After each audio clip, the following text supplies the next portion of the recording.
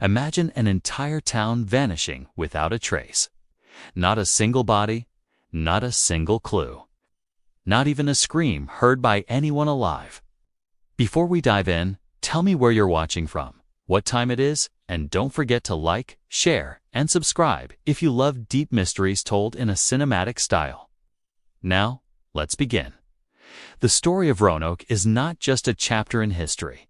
It is a wound time has never healed. More than 100 men, women, and children simply disappeared, leaving behind food, tools, home, and one single word carved into wood: CROATOAN. For centuries, researchers chased this clue like a thread, only to find it unraveling into deeper darkness. What force removes a whole colony so cleanly that not even a bone remains? What shadows move through the forests of Roanoke that settlers feared but could never describe? Tonight, we're going to journey into the heart of America's oldest unsolved disappearance. We'll explore theories of survival, tragedy, betrayal, and forces far older than any empire. And by the time we reach the end, you might find yourself questioning what is truly possible on an island that seems to breathe with secrets. So sit tight. Because the truth behind the lost colony of Roanoke is far stranger than anything ever written in history books. The story of Roanoke begins with the sea. Endless waves striking the wooden hull of a daring expedition, carrying settlers toward a dream that shimmered brighter than the horizon itself. They believed they were crossing into a new world of abundance, untouched forests, fertile soil, and freedom from the constraints they had left behind. But none of them could have imagined that they were sailing toward the heart of a mystery that would outlive them by centuries. A riddle that history would never solve, and a disappearance that would echo like a ghost across time. The first sight of the island was a promise. Tall trees rising like pillars into the sky. A coastline glimmering in sunlight, and silence stretching across the land as if the world was waiting to be written upon. Roanoke was meant to be the first successful English settlement in the New World, a foothold of hope. The settlers stepped onto the shore with hearts full of belief. Their future was unwritten, and they would carve it into the earth of this strange, breathtaking island. But from the moment they arrived, the island felt different. The trees seemed to still, the wind too quiet. Even the birdsong carried an unfamiliar, almost warning tone. They noticed the remnants of earlier expeditions: wooden posts, a few scattered tools, the charred remnants of a fire, but no people. It was as if the land resisted belonging to anyone. Still, hope overcame doubt. They built homes, carved paths, and planted crops. They believed they could make Roanoke theirs. Days turned into weeks. The island's forests offered deer, berries, and freshwater streams. Yet there was always a sense of watchfulness in the air. Some settlers whispered that shadows moved in places where no one stood. Others felt followed when they walked alone to gather food. But the settlement endured, shaped by determination, the crackle of campfires, and plans for a thriving future. Then came the first signs that something was wrong. Food began to grow scarce. Crops withered in unexpected blight. The soil, once promising, seemed to resist cultivation. Hunting became unpredictable. Animals that had once been plentiful suddenly vanished. As tensions rose, storms began to batter the island, as if nature itself wished to drive them away. Rain thrashed the wooden structures with unrelenting fury. Winds pulled apart roofs. Darkness folded into their nights like a heavy cloak. Yet the settlers refused to abandon their dream. They relied on one another, sharing rations, repairing structures, tightening their unity. They awaited the return of the supply ship that had promised to bring help, tools, more settlers, and hope. But the ship did not come. For months, the settlers watched the horizon. Every sunrise was a prayer that a sail would appear. Every sunset deepened their worry. The ocean remained empty, vast, and unbroken. The settlers patched their clothing, fashioned crude fishing tools, and made uneasy attempts to negotiate with nearby tribes. Some attempts succeeded, Some did not. Fear seeped into the colony like water through a broken hull. Still, they survived. Until one night, a sound split the quiet, a deep, resonant cry, neither human nor animal. It rolled across the settlement, rousing every soul. Fires crackled as people stepped from their homes, their breath misting in the cold air. The sound came again from somewhere deep within the forest, a place no settler dared enter. It twisted like a call or a warning, or perhaps something older than language itself. The settlers barricaded themselves inside their homes that night, listening to the haunting rhythm of that unnatural cry echoing long after the moon had risen. Morning brought no answers, only unease. In the days that followed, small items began to disappear. Tools, cooking pots, bits of clothing, then food, then livestock. At first, they suspected theft, perhaps desperate tribes or desperate people. But there were no footprints, no signs of entry, no broken doors or disturbed fences. The missing items simply vanished, gone as if swallowed by the island. Whispers traveled through the settlement. Some believed hostile forces were watching them. Others thought wild animals were responsible. A few murmured that the island itself was alive, testing them. Theories multiplied like vines. Then people began to disappear. The first was a man who went into the woods to gather firewood. He never returned. A search party combed the forest but found no trace, no tracks, no blood, no personal belongings. It was as if he stepped into the trees and dissolved into the shadows. Another vanished 2 days later. Then another. Fear took root in the colony. People stopped venturing into the forest alone. They moved in groups, spoke in hushed tones, and clung to one another when night fell. The settlers tried to maintain control, to keep order. But the island's silence seemed to grow louder each day, pressing in on them. Even the ocean felt different now, its waves darker, its surface restless. And yet, they kept waiting for the ship. Seasons shifted. The colony endured storms, hunger, fear, and an unsettling sense that they were not alone. The trees seemed to lean closer. Wind carried strange whispers. Night brought distant flickers of firelight deep within the forest, though no one dared investigate. Finally, after 3 long years, sails appeared on the horizon. The supply ship had returned. Hope surged through the crew as they approached the island. They expected to see familiar smoke rising from chimneys, children running along the shore, settlers waving from wooden walkways. They expected life. Instead, they found emptiness. The colony was silent. Houses still stood, though weathered. Gardens were overgrown. Tools lay on the ground where they had been dropped. There were no signs of a struggle, no broken structures, no blood, no bodies. Everything appeared abandoned, as if the settlers had simply walked away. All except for one clue.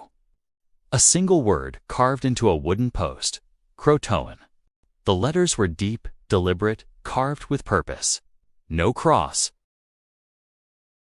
No distress sign.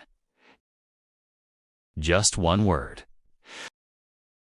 The search expanded beyond the settlement.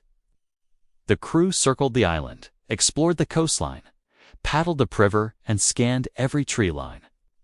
But the settlers were nowhere. No graves, no bones. No remnants. Nothing. It was as if the entire colony, men, women, children, had simply evaporated. The ship's crew debated the meaning of the carving. Was it a clue? A destination? Had the settlers moved willingly to the nearby CROATOAN island? Or had something else forced them there, or taken them there? The island of CROATOAN was not far, but violent storms suddenly surged, preventing any attempt to investigate. Winds howled. Waves slammed against the ship. Every moment spent trying to reach the island threatened to smash the vessel against the coastline. Eventually, fearing for their lives, the crew had no choice but to abandon the search. They sailed back to England with the news.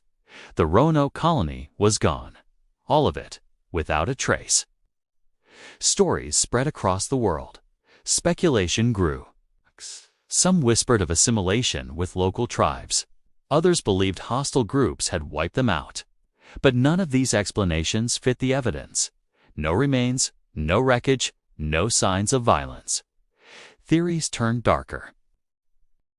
Some claimed the settlers had succumbed to starvation and desperation, turning on one another before disappearing into the wilderness. Others believed disease had swept through the colony, but again, no graves. There were tales of supernatural forces, mysterious cries in the night, strange disappearances, symbols carved into trees. Ancient legends of islands claimed by powerful spirits. One theory spoke of the island itself, cursed long before Europeans ever arrived, a place where the boundary between the living and the unseen was thin enough to slip through. For centuries, the carved word remained the only evidence of their fate. CROATOAN. A clue or a warning. The word carved into the post haunted every mind that heard of it. CROATOAN, a simple message, yet one that carried centuries of speculation, debate, and unease. The moment the report reached England, scholars pored over maps, historians argued over motives, and everyday people whispered stories of a vanished colony swallowed by forces unseen. The mystery of Roanoke became more than a historical event. It became a legend, a story that refused to fade. Years passed, then decades, then centuries. Empires rose and fell. Wars reshaped continents. New nations emerged, but the disappearance remained unsolved, frozen in time like an unanswered question. Generations of explorers, researchers, and storytellers would return to the same abandoned structures, the same quiet island, the same carved word. Each sought to uncover what happened, and each left with more questions than answers. The first theory, and perhaps the most grounded in reality, was migration. The settlers, starving and desperate, might have traveled to the nearby island whose name matched the carving. They may have sought refuge with the CROATOAN people, hoping to survive through alliance or assimilation. It was a possibility that appealed to those who wanted a rational explanation. Perhaps the settlers had simply moved and thrived elsewhere. But if that were the case, why was there no trace?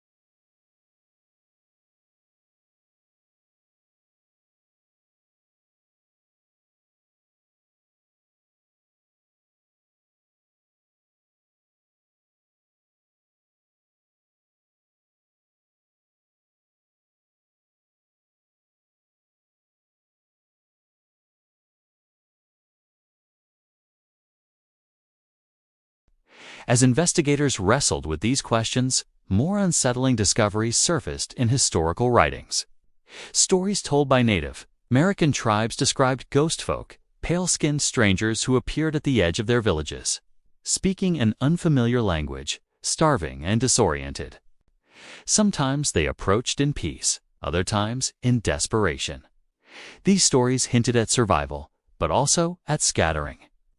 One legend spoke of an entire group fleeing from something in the woods, something unseen, something that drove them from the island with such fear that they refused to speak of what they had witnessed. Another tale described a great storm that swallowed an entire camp. The wind howled like voices, the rain fell in sheets so thick they looked like walls of water, and the lightning struck with unnatural precision. When the storm cleared, the land was empty. These accounts blurred the line between myth and memory, between fact and fear. Yet they carried the same undertone. The settlers fled something. But what? Some historians theorized that social collapse pushed them apart, scattering them into small groups that eventually merged into different tribes.